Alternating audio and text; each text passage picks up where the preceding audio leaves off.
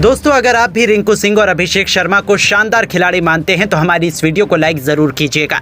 दोस्तों, हरारे के मैदान पर पहले वनडे में अभिषेक के बल्ले ने उगली है आग, तो उनके साथ मिल संजू सैमसन और रिंकू सिंह ने भी अपने बल्ले का ऐसा जहर घोल दिया, ऐसा जौहर दिखाया कि तीनों खिलाड़ियों ने शतक ठोककर एक नया कीर्तिमान स्थापित कर दिया। तो आखिर किस बल्लेबाज ने बनाए हैं कितने रन, आखिर कैसे उनकी तूफानी बल्लेबाजी के आगे जिम्बाब्वे की टीम घुटनों पर आ गई, किस खिलाड़ी ने ठोका सबसे तेज शतक, रिंकू सिंह ने खोली कितने रनों की दहशत गर्दी पारी, और साथ ही साथ कितने चौके छक्के बरसाए उन्होंने जिम्बाब्वे को खून के आंसू रुलाए। इन तीनों की घातक बल्लेबाजी का पूरा वीडियो तो हम आपको दिखाएंगे ही, लेकिन उससे पहले आपको क्या लगता है रिंकू, संजू और अभिषेक में कौन सबसे बेहतरीन बल्लेबाज है?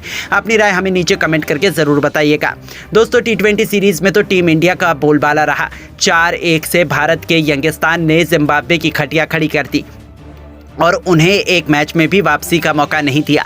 लेकिन जैसे ही वनडे सीरीज़ का शंखनाद हुआ, वैसे ही पहले वनडे मुकाबले में जिम्बाब्वे की टीम तो ये सोच कर आई थी कि वो ये मैच ज़रूर जीतेंगे, लेकिन एक बार फिर वही हुआ जिसका डर उनको सता रहा था। एक बार फिर टॉस के बॉस कप्तान शुभमन गिल बने। उन्होंने टॉस जीतकर पहले बल्लेबाजी करने का फैसला किया। इस बार भी टीम इंडिया नए जज्बे और जुनून के साथ उतरी थी और शुरुआत में ही इसका नज़ारा हमें देखने को मिल गया। कप्तान गिल अभिषेक शर्मा के साथ टीम इंडिया को धाकड़ शुरुआत दिलाने के इरादे से उतरे थे। हालांकि शुभमन को इस मैच में खाता भी खोलने का मौका नहीं मिला, जो एक बड़ा झटका था। ऐसे में संजू सैमसन अब अभिषेक शर्मा का साथ निभाने के लिए उतर चुके थे। आते ही संजू ने चतारा की गेंद पर विकेट के सामने तीर की तरह सीधी स्ट्रेट ड्राइव से चौका बटोरकर अपने तेवर जिम्बाब्वे को दिखाना शुरू कर दिए थे। दूसरी तरफ डेब्यूटेंट अभिषेक ने भी मैदान के ऊपर से बेहतरीन छक्का जड़कर अपनी पारी का आगाज कर दिया था। फिर इन दोनों खिलाड़ियों ने पीछे मुड़कर नहीं देखा। क्लासिकल वनडे मैच के अंदाज में दोनों खिलाड़ियों ने अपनी अपनी शुरुआत की,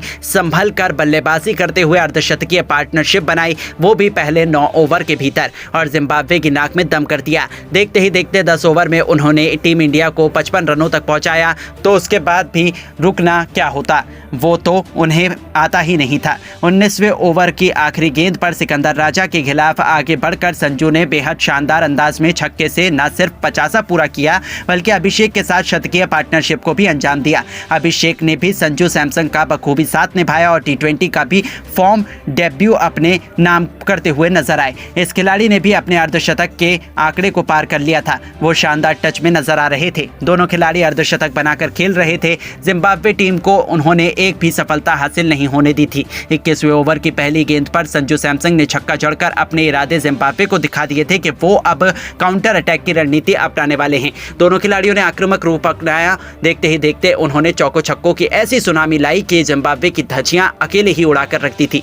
पता ही नहीं चला कि कब टीम इंडिया 180 से अधिक रन बना चुकी थी। उनके बीच 150 से ज्यादा अधिक रनों की पार्टनरशिप हो चुकी थी और आखिरकार वो मोमेंट आ गया जिसका इंतजार हर किसी को बेसब्री से था, जहां अभिषेक शर्मा ने प्लेसिंग मुर्सरवाणी की गेंद पर बेहतरीन चौका लगाकर अपनी तूफानी शतक केवल 111 गेंदों पर पूरा कर लिया और T20 के बाद वनडे डेब्यू में शतक जड़कर उन्होंने इतिहास के पन्नों में अपना नाम सुनहरे अक्षरों में लिखवाया था। टीम इंडिया बेहद मजबूत स्थिति में नजर आ रही थी, पर शतक जड़ते ही अभिषेक शर्मा नगारवा के जाल में फंस गए और कैच आउट होकर उन्हें पवेलियन लौटना पड़ा। उन्होंने 114 गेंदों पर बेहतरीन 102 रन बनाए थे, जिसमें 2 छक्के तो वहीं 9 चौके भी शामिल थे। उनके रूप में टीम इंडिया को दूसरा झटका लगने के बाद अब मोर्चा संभालने के लिए मैदान में ऋतुराज गायकवाड़ आए, लेकिन वो भी केवल 2 रन बनाकर चलते बने। लगातार 3 झटकों ने भारतीय टीम को मुश्किल में फंसा दिया था। ऐसे में अब मैदान पर बल्लेबाजी करने के लिए करोड़ों फैंस के हीरो रिंकू सिंह को उतारा गया। अब एक तरफ जहां खुद संजू सैमसन थे, तो वहीं दूसरी तरफ रिंकू इस मौके पर चौका नहीं सीधा छक्का मारने की फिराक में थे, जो T20 में अपनी विस्फोटक बल्लेबाजी के बाद वनडे में अपना दबदबा कायम करना चाहते थे। हालांकि जिम्बाब्वे को लगा था कि 2 विकेट के बाद वो भारतीय टीम पर दबाव बनाएंगे, पर इन दोनों खिलाड़ियों ने तो अगले कुछ ओवर में वो किया जिसका अंदाजा जिम्बाब्वे को था ही नहीं। संजू एक तरफ अर्धशतक बनाकर खेल रहे थे, तो वहीं दूसरी तरफ रिंकू ने आक्रामक अंदाज में तूफानी बल्लेबाजी से अपनी पारी की शुरुआत की। तो फिर वनडे को T20 बनाते हुए चौको छक्कों की छड़ी लगा दी।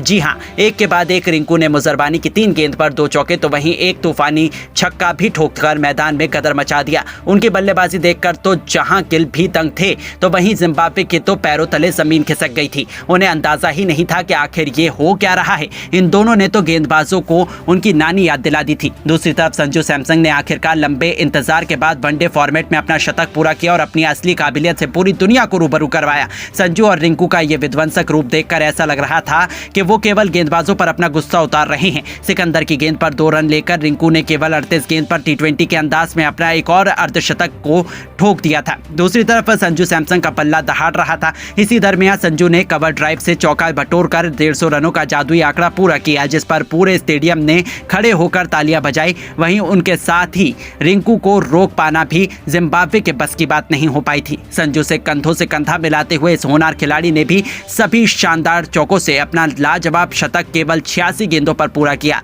वो भी फराज अकरम की गेंद पर मिड विकेट के ऊपर से तूफानी छक्का जड़कर, और अपने सपने को साकार कर दिखाया। जहां भारत के लिए शतक जड़ने वाले दिग्गजों की सूची में उनका नाम सुनहरे अक्षरों में शुमार हो चुका था, जिस पर पूरे के पूरे स्टेडियम ने खड़े होकर तालियां बजाई। इन दोनों ने तो जिम्बाब्वे की सामत ले ली थी।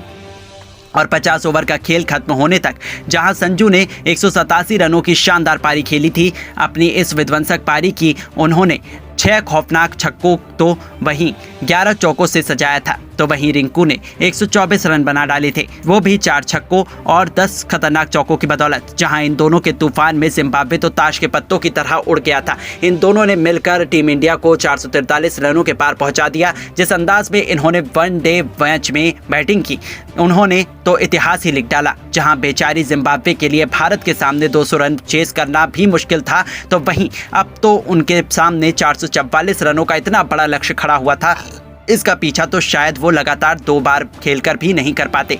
ऐसे में दोस्तों, मेज़बान टीम को एक तूफानी शुरुआत दिलाने के इरादे से वेस्ले मेदवेरी के साथ टी मरुमनी की तूफानी जोड़ी मैदान में उतरी थी। उन्होंने पहले ओवर से ही गेंदबाजों पर आक्रमण करना शुरू कर दिया था, लेकिन उनकी ये रणनीति ज़्यादा लंबी नहीं चल पाई। मुकेश कुमार ने मदवेरे को चलता बनता कर दिया, जिम्बाब्वे को बहुत बड़ा झटका दिया। टीम इंडिया ने अभी से मुकाबले में शिकंजा कसना शुरू कर दिया था, लेकिन तभी नंबर 3 के पायदान पर बल्लेबाजी करने आए खुद कप्तान सिकंदर रजा ने टीम इंडिया की सभी उम्मीदों पर पानी फेरते हुए भारतीय टीम की हालत बद से बदतर कर दी। हालांकि दोस्तों, उन्हें दूसरी छोर से किसी का भी साथ नहीं मिल पाया। ब्रायन बेनेट भी रवि बिश्नोई की फिरकी में फंस गए, तो फिर एक के बाद एक पूरा जिम्बाब्वे का बल्लेबाजी क्रम भारतीय गेंदबाजों के सामने ध्वस्त होता गया। इतने बड़े लक्ष्य का दबाव था, कोई भी बल्लेबाज मैदान में खड़ा नहीं हो पा रहा था, लेकिन सिकंदर हिलने का नाम नहीं ले रहे थे। वो चट्टान की तरह मैदान में डटे हुए थे। केवल 48 गेंदों पर अर्धशतक पूरा करने वाले इस खिलाड़ी ने 72 गेंदों पर वो करिश्मा कर दिखाया जिसने भारत की जीत की उम्मीदों को एक बार फिर से धुंधला कर दिया। केवल 72 गेंदों पर इस खिलाड़ी ने शतक ठोककर भारतीय गेंदबाजों की जमकर कुटाई करी। लेकिन एक अकेला खिलाड़ी कितनी ही लड़ाई कर पाता। उन्होंने भरपूर कोशिश की अपनी टीम को जीत दिलाने की। उन्होंने केवल 99 गेंदों पर 155 रनों की आतिशी पारी खेली, जिसमें उन्होंने 9 खतरनाक छक्के तो वहीं 8 चौके भी लगाए। इसके दम पर जिम्बाब्वे ने 50 ओवरों में 328 रनों का विशाल स्कोर भारतीय टीम के सामने रखा था, लेकिन फिर भी वो लक्ष्य से कोसों दूर रह गए थे। और इस पहले वनडे मैच से ठीक पहले खेले गए प्रैक्टिस मुकाबले में भी अपनी विस्फोटक बल्लेबाजी से टीम इंडिया ने अपने नाम का डंका पूरी दुनिया में बजा दिया था। लेकिन दोस्तों, अब आपको क्या लगता है कि अभिषेक शर्मा, रिंकू सिंह और संजू सैमसन में से कौन है सबसे खतरनाक बल्लेबाज? अपनी कीमती राय हमें नीचे कमेंट बॉक्स में जरूर बताइए और ऐसी ही शानदार खबरों के लिए हमारे इस चैनल को जरूर सब्सक्राइब कीजिए। धन्यवाद।